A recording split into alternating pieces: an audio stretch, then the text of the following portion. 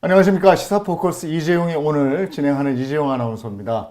4월 10일입니다. 정말 얼마 남지 않았습니다. 그래서 오늘 아주 특별한 분을 이 자리에 모셨습니다. 서울 중성동을 국민의힘 국회의원 후보입니다. 이혜훈 후보와 얘기 나누겠습니다. 어서 오십시오. 안녕하세요. 아유, 반갑습니다. 네. 아니, 막 굉장히 피곤해서 얼굴이 찌들어 있을 줄 알았는데. 뭐 찌들어 있죠, 뭐. 아니, 이거 생기가 있으세요. 네. 아유, 어떡하겠어요. 있는 척이라도 해야죠. 아니, 그리고 이런 말씀은 그렇지만 다이어트에 완전히 성공하셨는데. 아, 이거 뭐 선거 때 죽을 뻔했으니까. 정말 거의 진짜 죽을 뻔했습니다. 경선이 너무 치열해가지고. 지금 이제 중성동 을의 대표 선수가 되셨지만 지금 말씀처럼 그곳 경선은 본선보다 치열했다. 이런 지옥 얘기. 경선이었어요. 지옥 경선. 아, 그 지옥을 어떻게 탈출을 하고 대표 선수가 되셨는지 얘기 다 듣자면 오늘 전부 다 시간을 할애했을 것 같고. 네. 얼마나 힘드셨어요, 그래?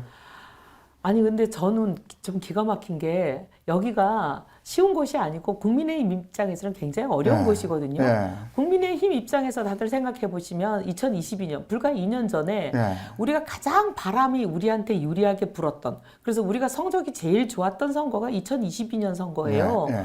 그때는 이제 우리가 대통령 선거 막 지내고 서울 지역에 막 우리가 여러 군데 되고 이래서 제일 우리한테 유리했던 선거, 그때 우리가 네. 500표를 못 이겼어요. 네. 그럼 얼마나 어려운 선거예요. 네. 나머지 그냥 지는 곳이에요, 여기가. 네. 근데 여기를 경선을 그렇게 치열하게 해놓으니까 다들 어머 저기는 공천만 받으면 되나 보다 예. 이렇게 생각하세요. 어허. 절대 아니에요. 여기 못 이기는 데예요. 예. 그러니까 지금 다들 아 이혜훈은 그렇게 어렵게 공천 받았으니까 이제 이혜훈은 안 도와줘도 되나 보다. 이혜훈은 공천 받았으니까 이제 본선 됐나 보다. 절대 아닙니다. 네. 이제부터가 이제 싸움이 시작되는 곳이에요. 네. 3주밖에 안 남았어요. 그러게 말이에요. 이혜훈 살려주셔야 돼요.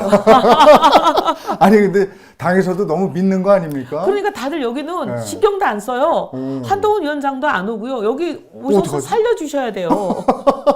아 너무 믿음이 강한 모양인데. 그러니까 다들 아 여긴 된 곳인가 보다. 예, 예. 아유 큰일 나요. 이렇게 하면 안 되셔요. 아니 저희 뭐 시사포커스 시청자 여러분들은 이혜훈 의원, 이혜훈 후보 뭐 누구나 다 알고 있을 테지만 살려주셔요? 그래도 나 이혜훈은 이런 사람이에요라고 한 말씀 하시죠. 예. 감히 경제통이라고 말씀드리고 싶습니다. 건방지지만 경제학과 서울대 경제학과 나와서 미국 UCLA 대학교 경제학 박사 그리고 들어와서도 삼선하는 동안에 기획재정이 10년, 국토교통이 2년 그러니까 경제만 했습니다. 그리고 삼선 의정 활동하는 동안에도 재건축, 재개발, 뭐 리모델링 이런 걸로 39개 단지 성공 신화를 썼다고 감히 말씀드려서 이런 일이라면 국가대표 선수라는 별명을 얻을 만큼 누구보다도 실적 많이 냈습니다. 이런 일 시켜주시면 바로 투입돼서 즉각 효과 내서 열심히 성과 내겠습니다. 네. 지금 스스로도 말씀하셨지만 관록의 3선 그리고 이번에 당선이 되시면 4선 그것도 집권 여당의 4선 의원이 되시는 거예요. 네. 그러면 하고 싶은 일과 할 수 있는 일이 굉장히 많으실 것 같은데요. 네. 뭐 대통령, 네. 정부와의 관계도 그렇고 네. 특히 이제 아무래도 지역 정치는 지역 현안들은 서울시의 네. 협조가 절대적으로 필요하거든요. 네. 국가 예산 받아오는 것도 물론 그렇고 예산 통인 제가 뭐 얼마나 열심히 해내겠습니까? 그리고 이제 서울시 특히 이제 우리 중구는 도심 재창조 오세훈의 도심 재창조가 가장 필요한 곳이에요. 시급하고 뭐 사람 둘이 이렇게 지나가 교행이 어려운 그런 좁고 노후화된 낡은 건물들이 즐비한 골목이 너무 많습니다. 예. 이게 이제 바로 하겠다는 게 오세훈의 도심 재창조 아니겠습니까? 이게 절실한 곳이기 때문에 오세훈 시장의 도움이 너무 필요한 곳이에요. 그러니까 오세훈 시장과 협조가 잘 되는 사람. 민주당이 잘 되겠습니까? 국민의힘이 잘 되겠습니까? 경제통이 잘 되겠습니까? 앵커 출신이 잘 되겠습니까? 누가 잘 될지 예. 분별해 주시기를 부탁드립니다. 예. 지금 중성동을 많은 분들이 가는 곳입니다. 그야말로 이제 대한민국 수도 서울의 심장부라고 할 수 있는 곳이고 저도 지나가다 보니까 약수동 사거리인가에 예. 이혜훈이 왔다 크게 현수막이 걸려 있던데 예.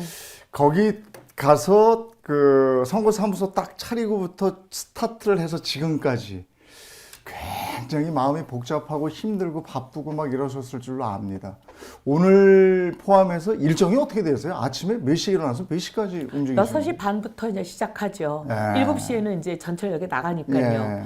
6시 반에 일어나서 이제 뭐 거의 후다닥 해가지고 7시 반에 전철역에 도착하면 예. 그때부터 이제 전철역 출근 인사하고 거의 한 1시간 반에서 2시간 하거든요. 예. 하고 나면 이제 콩나물 국밥 아니면 순댓국밥으로 빨리 하고 그리고 이제 그 시간부터는 이제 아침에 출근하시고 나면 예. 거리에 사람이 별로 없어요. 그러면 빨리 이제 캠프에 가서 이제 처리합니다. 업무들. 오늘 뭐 할 건지, 작전 뭐 해야 짜고. 되는지 막 작전 예. 짜고. 예. 그다음에 이제 쭉 하고 나면 그다음부터 이제 11시 반부터는 또 이제 점심에 예. 많은 분들이 직장인들이 몰려 나오고 또 사람들이 시장에도 좀 나오고 그러세요. 그럼 또 시장과 이제 식당들을 중심으로 또 막 주민들 만나러 가고 그다음에 이제 그때부터는 이제 또 캠프로 사람들이 사무실로 이제 오는구나. 만나러 오세요. 예. 숙제 보따리들 들고 이거 해야지 저거 해야지 이거는 뭐 하냐 뭐 이거는 어떡할 거니 막 이렇게 몰려 들어오세요.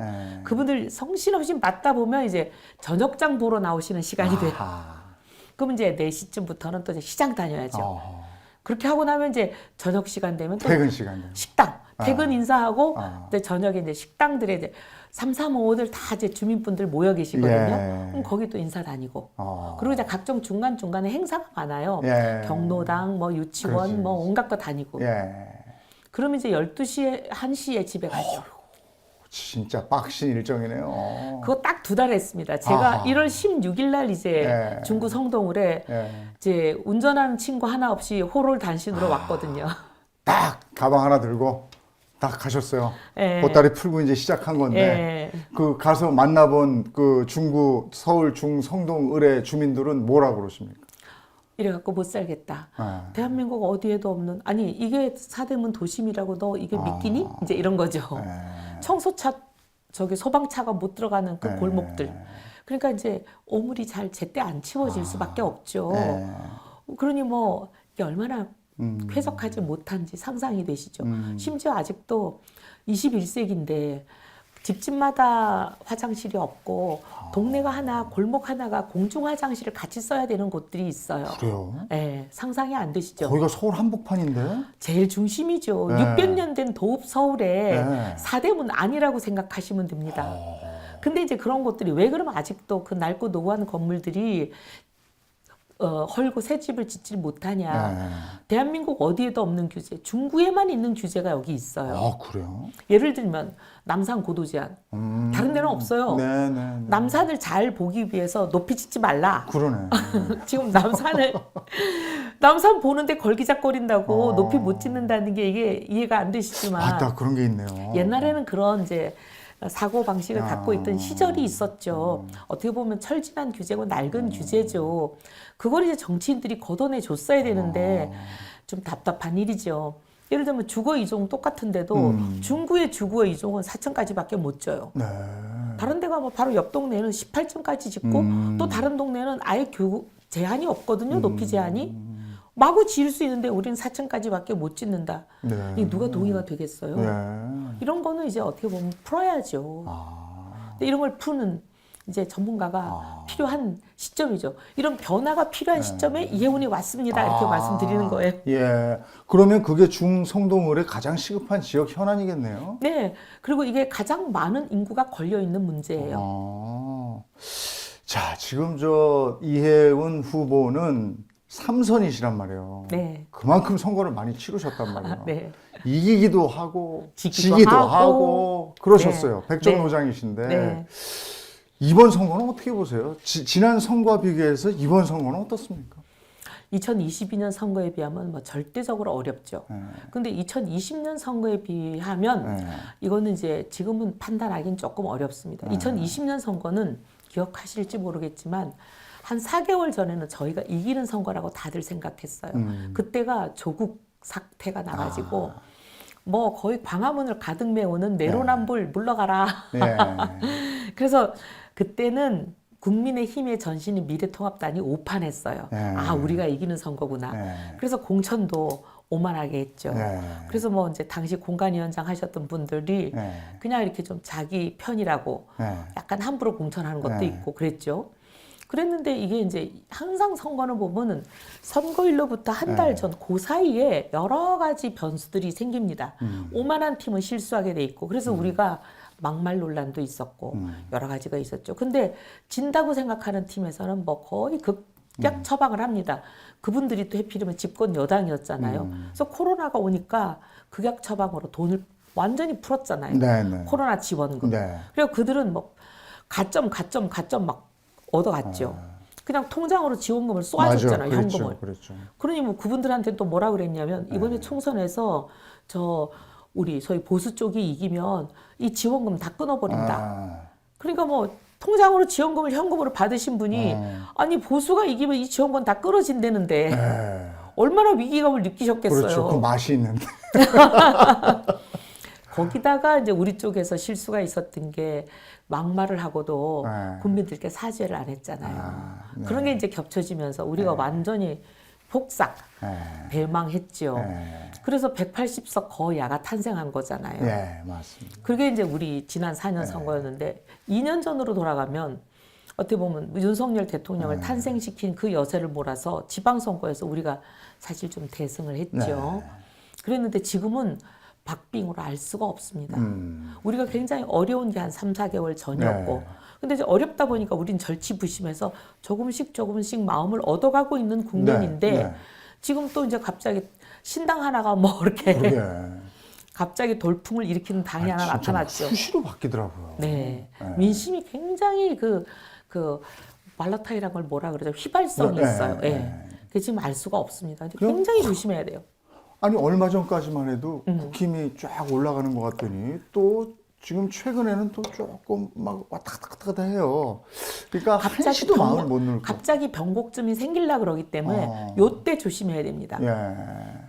근데 제가 이제 들은 얘기로는 국회의원을 비교해서 초선은 우리 회사로 따지면 신입사원 가가지고 이제 막 좌충우돌 하면서 막 분위기 파악하는 거죠. 재선 의원은 부장급 정도. 3선 의원은 이사급 정도. 그러니까 4선 의원은 계열사 사장. 이 정도 되는. 공감하십니까? 네. 뭐 이렇게 보이죠? 네, 그죠. 어느 구름에 비가 들었는지 알죠? 그러면 요번에 들어가시면 4선이시니까 네. 계열사 사장 정도의 위치에서 지역과 또 대한민국을 위해서 일하실 거잖아요. 지역을 위해서는 아까 이제 이런 일들을 말씀을 하셨고 경제통이시니까 또 대한민국을 위해서 아무래도 중앙정치를 하시는 분이니까 대한민국을 위해서는 이런 국회의원이 되겠다는 늘 품고 계시는 거겠죠. 네. 지금 사실 이제 걱정되는 게 이번 국회 21대 국회가 워낙 180석 거야가 반기업 반시장 정서를 가진 그런 입법들을 워낙 이제 그 거야의 힘으로 밀어붙여 가지고 대한민국이 앞으로 굉장히 발목이 잡힐 일들이 많이 만들어져 있어요. 근데 이거는 정상화하는 게 시급히 필요합니다. 이런 거는 이제 경제 논리로 시장 경제가 무엇인지를 정확하게 알고 이 시장 경제 논리로 소위 이제 운동권 세력들을 압도할 수 있는 그런 경제통들이 이걸 논리로 제압하면서 왜 이게 안 되고 이게 왜 대한민국 경제에 걸림돌이 되는지를 정확하게 설파해내면서 이것들을 정상화 시켜내야 되거든요. 근데 이제 감히 이제 그런 일을 할 수 있는 적임자 중에 한 사람이다 이렇게 말씀을 드리고 가서 그런 일을 해내고 싶습니다. 예. 그게 바로 국회의원 후보 이해훈만이 가지고 있는 장점일 수도 있겠는데 나 이해훈이 가지고 있는 장점은 이런 거다라고 또 한 말씀 하실 필요도 있을 것 같아요. 네.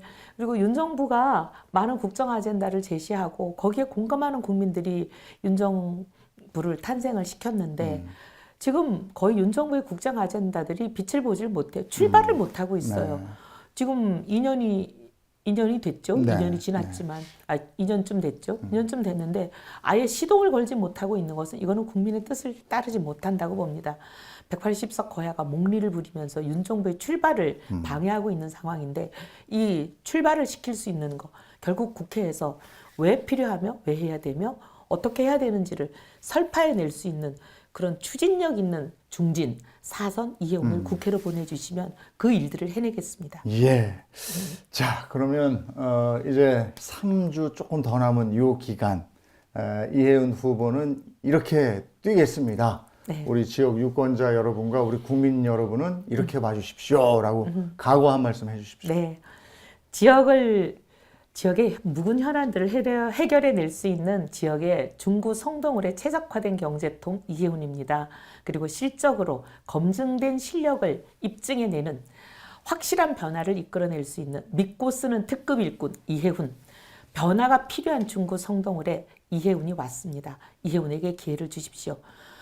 초보처럼 배우고 익히느라 4년을 다 보낼 그럴 이유가 없는 바로 투입돼서 즉각 효과를 낼 수 있는 특급 일꾼 이해훈에게 기회를 주십시오. 지역을 확 달라지게 하겠습니다. 예. 감사합니다. 오늘 이해훈 후보와 얘기를 나누면서 느끼는 것은 신선한 에너지가 느껴진다는 것입니다. 이미 3선 의원이기 때문에 어떻게 보면은 구정치 세력인가? 어떤 얘기를 하지? 이런 얘기를 생각을 했었는데요. 왜지요?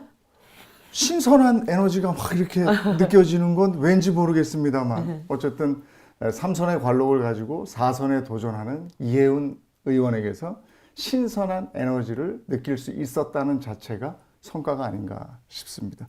나라를 위해서 또 지역 발전을 위해서 더 큰 힘을 보태주시길 바랍니다. 자, 시사포커스 이재용의 오늘은 서울 중성동을 국민의힘 국회의원 후보 이해훈 후보와 얘기를 나눠봤습니다. 고맙습니다. 감사합니다.